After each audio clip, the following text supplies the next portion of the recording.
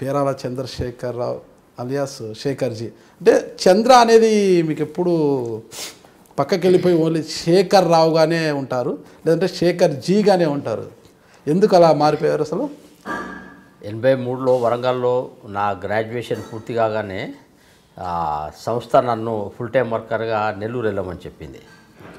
నేను విజయవాడలో తిరుపతి రెడ్డి అని, రమేష్ రెడ్డి అని, ప్రదీప్ కుమారు వీళ్ళందరం మేము కొంతమంది ఫుల్ టైం వర్కర్గా సంస్థలో వెళ్ళాము. అప్పుడు మావోయిస్టులకు మాకు సంఘర్షణ ఉండే, మేము లేక్వల్ ప్లేసెస్లో ఉంటే మీరు బతకడం కష్టం రా బాబు అని చెప్పి కూడా ఒక రకంగా మా ప్లేస్ నుంచి డైవర్ట్ చేసేవారు. అట్లా ఆ రకంగా నేను నెల్లూరు వెళ్ళాను. అయితే ఒక ఆదర్శవాదం ఉండేప్పుడు చివరిలో మీరేందనేది తెలియకుంటే మంచిగుంటుంది అనేది ఒక సంస్థలో ఒక న్యాచురల్ ఫీలింగ్ ఉండేది. అందుకోసం పేరాల శేఖర్రావు ఒరిజినల్ పేరు అయితే చంద్రశేఖర్ అని నా పేరు పెట్టి నెల్లూరు పంపించారు. అట్లనే చంద్రశేఖర్ ఫేమస్ అయిపోయింది. గౌరవవాచకంగా పిలిచారు. నాకు నెల్లూరు డిస్ట్రిక్ట్ కోర్టులో కూడా కొన్ని కేసులు ఉన్నప్పుడు శేఖర్జీ హాజరే, శేఖర్జీ హాజరే నన్ను పిలిచేవారు. నేను ఆశ్చర్యపెట్టాను, ఇంత మర్యాదగా కోర్టులో కూడా నన్ను పిలుస్తున్నారని. ఆ రకంగా ఒరిజినల్గా పేరాల శేఖర్రావు అయినా చంద్రశేఖర్ కొంతకాలం, మళ్ళీ శేఖర్జీ అనే బ్రాండ్ ఇమేజ్. ఇప్పుడు ఎన్నికల్లో కాంటెస్ట్ చేస్తున్నాం కాబట్టి సహజంగా బ్యాలెట్ పేపర్ మీద ఏది పేరు ఉంటే అదే పోవడం మంచిదని చెప్పి మళ్ళీ పేరాల శేఖర్రావు ఒరిజినల్గా రికార్డ్స్లో ఉన్నది మళ్ళీ ఆ రకంగా మళ్ళీ తెర మీదకి వచ్చింది. మీరు నెల్లూరు అంటే గుర్తుకు వస్తుంది. మీరు నెల్లూరు వెళ్ళినప్పుడు అప్పుడు రాడికల్స్ ఉద్యమాలకు వ్యతిరేకంగా మీరు సమరశీల పోరాటాలు చేశారు అక్కడ. అంటే ఎందుకు అప్పట్లోనే అలాంటి పోరాటాలు చేయాల్సి వచ్చింది? అసలు కారణం ఏంటి?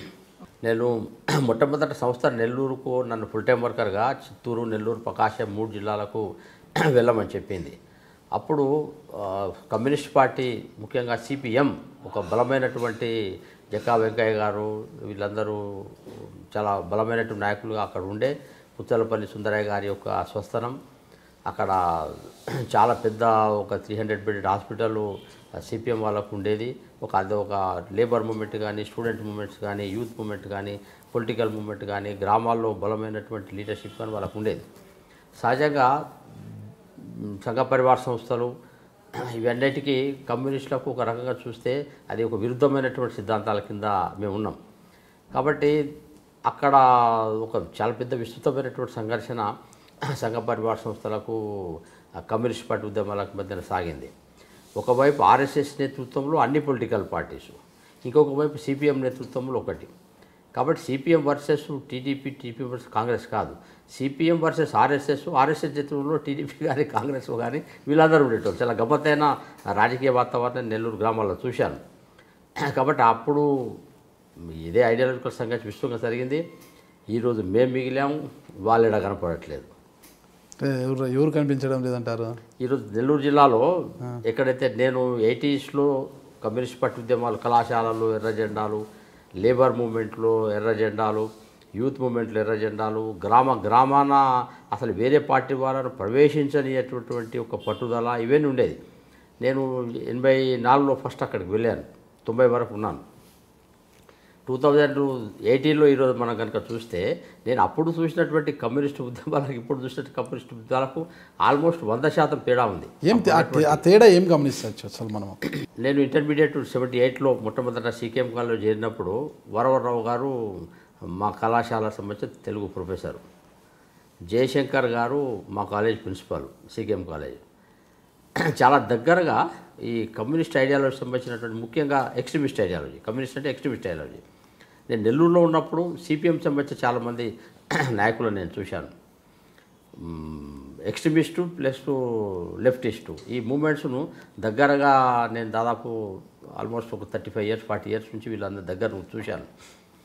దీంట్లో ఈరోజు వరకు అప్పుడు నేను చూసిన ఉద్యమాలకు ఇప్పుడు ఉద్యమాలకు ఆల్మోస్ట్ నక్కకు నాకలకు తేడా ఉంది. అసలు ఆ ఉద్యమాలు లేవు, వాళ్ళు లేరు, వాళ్ళ ప్రభావం లేదు. గ్రామాలు కానీ, క్యాంపస్లు కానీ, కళాశాలలు కానీ, లేబర్ మూమెంట్స్ కానీ ఆల్మోస్ట్ మాయమైపోయాను. కాబట్టి నేను దగ్గరగా నా ఐడియాలజీ కూడా చూశాను. సంఘ పరివార ఐడియాలజీ డెవలప్మెంట్ ఎట్లుంది, హిందూవాద సిద్ధాంతాలు ఎట్లున్నాయి అని చూశాను. నేను కమ్యూనిస్ట్ ఉద్యమాలను చూశాను. బేసిక్ మీ ఐడియాలజికల్ సంఘర్షణ, మిగతా టీడీపీ మిగతా అన్ని కాంగ్రెస్ ఇవన్నేమో ఒక నాన్ ఐడియాలజికల్ ఒక ప్రత్యేకమైనటువంటి వ్యవస్థ. ఈ 2 మూమెంట్స్ నేను దగ్గరగా 30-40 ఏళ్ళు చూశాను కదా. అప్పుడున్నటువంటి ఎర్ర జెండాలు, అప్పుడున్నటువంటి ఆ ఆదర్శవాదము, అప్పుడున్నటువంటి ఆ పబ్లిక్ ఫాలోయింగ్ ఏదైతే ఉందో అవే మీరు కనపడతలేవు. ఒకప్పుడు వరంగల్లో విప్లవం వచ్చేసింది. వరంగల్ పట్టణాలు తప్ప మిగతా గ్రామాలు ఆక్రమించేసుకున్నాం. ఇక మిగతా గ్రామాలందరూ వచ్చి పట్టణాల చుట్టుముట్టి మేము టేక్ ఓవర్ చేసేస్తున్నాం మొత్తం సమాజాన్ని. చైనాలో మాదిరిగా, రష్యాలో మాదిరిగా మేము టేక్ ఓవర్ చేస్తున్నాం. చాలా గమ్మత్తంగా చెప్పేవాళ్ళు. ఇప్పుడు ఎక్కడనే సార్ మొత్తం స్మాష్ అయిపోయింది. కాబట్టి అప్పుడున్నటువంటి వామపక్ష ఉద్యమాలకు ఇప్పుడు ఆల్మోస్ట్ నెగ్లిజిబుల్ అయిపోయారు. నేను నా కళ్ళతో వాళ్ళ ఉత్తుంగ తరంగాలను చూసినా, వాళ్ళ డౌన్ఫాల్ను కూడా నేను స్పష్టంగా చూసిన. కారణం ఏమంటారు దానికి? ఆ ఉత్తుంగ తరంగాలను ఎగిసి పడటానికి, మరీ డౌన్ కావడానికి ఒక అలలా ముందుకు వచ్చి మళ్ళా వెనక్కి వెళ్ళినట్టుగా ఎందుకు జరుగుతుందంటారు? అసలు ఇక్కడ ఈ వ్యవస్థ కారణం అంటారు, అంటే వాళ్ళలో మార్పు వచ్చిందంటారా? రెండు వాళ్ళ మూమెంట్స్ డెవలప్ అవ్వడానికి, వామపక్ష మూమెంట్స్ డెవలప్మెంట్స్ కావడానికి రెండు రీజన్స్. ఒక సిన్సియర్ అండ్ హానెస్ట్ లీడర్షిప్ అనేది కీలక వ్యక్తులు స్టార్టింగ్లో అటువంటి హానెస్టీ ఉండేది. బాలగోపాల్ గారిని, వరవరరావు గారిని మేము చూసాం. వాళ్ళిద్దరూ పోస్టర్లు పట్టుకొని మధ్యాహ్నం టైంలో పోలీసులు అరెస్ట్ చేస్తున్నారని చెప్పి వాళ్ళే గమ్ము పోస్టర్ల మీద రాసి డే టైంలో అతికించి, వాళ్ళు ప్రొఫెసర్లు, వాళ్ళు డే టైంలో అతికించి వాళ్ళు వ్యక్తిగత జీవితంలో కూడా సింపుల్గా ఉండేటోళ్ళు, నిజాయితీగా ఉండేటోళ్ళు. అయితే ఆ తర్వాత ఇదే కాకతీయ యూనివర్సిటీలో నేను ప్రొఫెసర్లను చూసిన.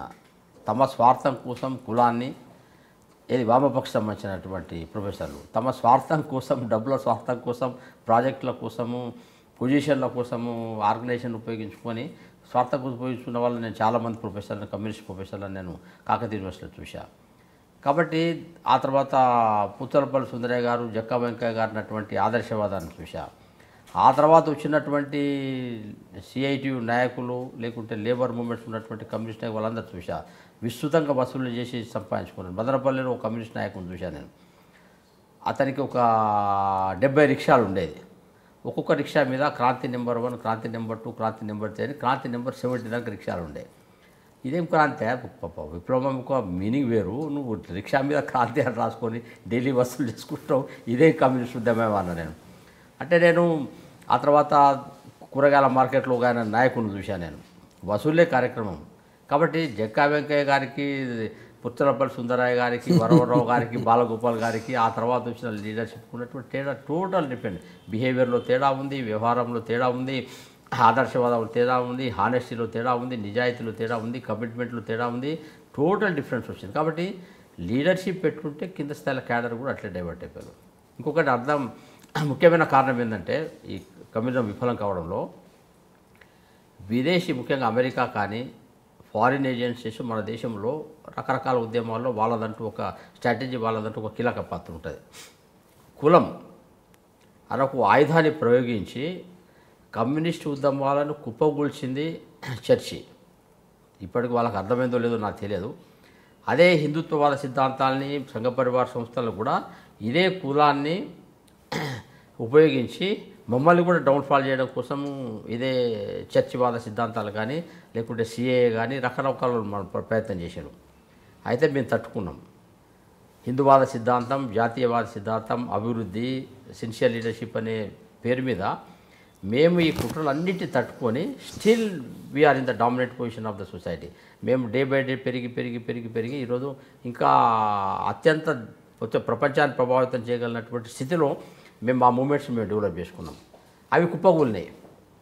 ఎందుకంటే బాలగోపాల్ గారు పౌర హక్కుల సంఘం నాయకుడు ఉన్నప్పుడు, విప్లవ రచయితల సంఘంలో వరవరరావు గారినప్పుడు, ఇంటర్నల్గా చర్చికి సంబంధం ఉన్నటువంటి, సిఏకి సంబంధం ఉన్నటువంటి కొద్దిమంది ప్రముఖులు దళితవాదం పేరు మీద, లేకుంటే కులవాదం పేరు మీద ఎంతకాలం మీరే బ్రాహ్మణులు అంటే వరవరరావు, బాలగోపాల్ను ఒక బ్రాహ్మణ నాయకుడి కింద వాళ్ళ సంస్థలో ఉన్న విప్లవ రచయితల సంఘంలో, పౌర హక్కుల సంఘంలో ఉన్న వాళ్ళే చేశారు. మేము చాలా ఆశ్చర్యపోయాం. అది ఇంత ఆదర్శవాదం గురించి మాట్లాడుకునేవాళ్ళు, విప్లవం గురించి మాట్లాడుకునేవాళ్ళు, వీళ్ళు కులం గురించి మాట్లాడుకుంటే ఏంటబ్బా అని. కావాలో విప్లవ రచయితల సంఘం మీటింగ్స్ అయితే అనేక ప్లేసెస్లో పౌర హక్కుల సంఘాల మీటింగ్ అయినప్పుడు ఎల్లకాలం మీరేనా బ్రాహ్మణులు, ఎల్లకాలం మీరేనా అగ్రవర్ణాల వాళ్ళు ప్రెసిడెంట్ ఉండేది, తీసిపడేయండి అని చెప్పి వాళ్ళిద్దరినీ చేసి ఇంకా వేరే సంబంధించిన వాళ్ళు వచ్చారు. అంటే ఇప్పటికి వాళ్ళకి అర్థం కాదు ఏంటంటే కులతత్వంను ఒక ఆయుధంగా ఉపయోగించి విచ్ఛిన్నం చేసి పడేసారు పౌరకార సంఘాన్ని, బాలగోపాలం, తర్వాత విప్లవ రైతుల సంఘాన్ని. ఎప్పుడైతే కులం ప్రవేశించిందో వామపక్ష సంస్థలలో అది మాయమైపోయింది. ఎన్టీ రామారావు వచ్చిండు. బలమైనటువంటి కమ్మ వర్గం ఏదైతే ఉందో కమ్యూనిస్ట్ పార్టీలలో చాలా క్రియాశీలక పాత్ర డామినేషన్ ఉండేవాళ్ళు. ఎన్టీ రామారావు వచ్చినాక టాటా చెప్పేసిండు ఆనందంగా. ఎందుకంటే కులం ఇంపార్టెన్స్ అయిపోయింది, సిద్ధాంతం సెకండ్ ప్లేస్ అయిపోయింది. ఎన్టీ రామారావు వచ్చిన తర్వాత కమ్యూనిస్ట్ పార్టీలు వీక్ అయిపోయినాయి. కాబట్టి కులం అనేది ఆదర్శవాదం అనేది, అంటే వ్యక్తిగత జీవితంలో ఆదర్శవాదం, ఈ రెండు ఎప్పుడైతే కమ్యూనిస్టు వ్యవస్థలో కీలక వ్యక్తులలో మాయమైపోయినాయో, స్వార్థం ప్రవేశించిందో, డబ్బు ప్రవేశించిందో, అధికారం ప్రవేశించిందో, ఆటోమేటిక్గా ఆదర్శవాదం ఎగిరిపోయింది. మీ మాటల్లో రాజకీయ వ్యవస్థను కుల వ్యవస్థ ప్రభావితం చేస్తుంది, డామినేట్ చేస్తుంది అంటారు. చాలా ప్రభావితం చేసి కుప్పగూల్చినాయి. చాలా మందిని కుప్పగూల్చడంలో కీలక పాత్ర వహించినాయి. కులము, మళ్ళీ మతంలో అనేక సంబంధించిన అంశాలు, కులం సంబంధించిన అనేక అంశాలు, ఇది ఒక ఆయుధం కింద దీన్ని ఉపయోగించి పొలిటికల్ సిస్టమ్స్ను, సోషల్ సిస్టమ్స్ను వర్కౌట్ చేశారు. అయితే సమన్వయం సాధించడంలో మేము సక్సెస్ అయినాం కాబట్టి అక్కడ మేము ముందుకెళ్ళగలిగినాం. దీన్ని బ్యాలెన్స్ చేసుకోలేక సరే బయట దేశాల కుట్రలు కాబట్టి, ఇంటర్నల్ కుట్ర సమస్యలు కావచ్చు, వాళ్ళు అది బ్యాలెన్స్ చేసుకోలేకపోయారు కాబట్టి ఈరోజు వాళ్ళు కుప్పకూలారు. ఇది ప్రత్యక్షంగా ఒక 40 సంవత్సరాల్లో ఒక ఆర్ఎస్ఎస్ స్వయంసేవకుగా, పొలిటికల్ యాక్టివిస్ట్గా వాళ్ళను మా వాళ్ళను చూశాను నేను. ఇద్దరు చూసిన తర్వాత నాకు చాలా స్పష్టంగా ఏ కారణాల వాళ్ళు కొలాప్స్ చేయలేదు వాళ్ళకు అర్థమైంది.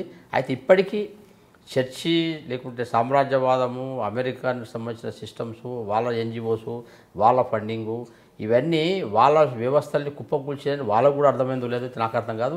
నేనైతే స్పష్టంగా వాళ్ళందరినీ చూశాను ఎలా డౌన్ఫాల్ అయ్యారు వాళ్ళు.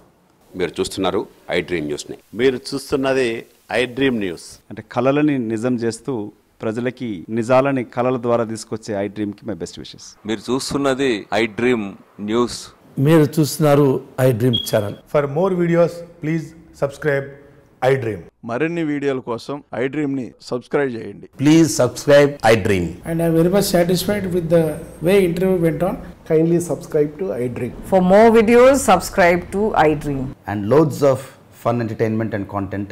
Do watch I Dream.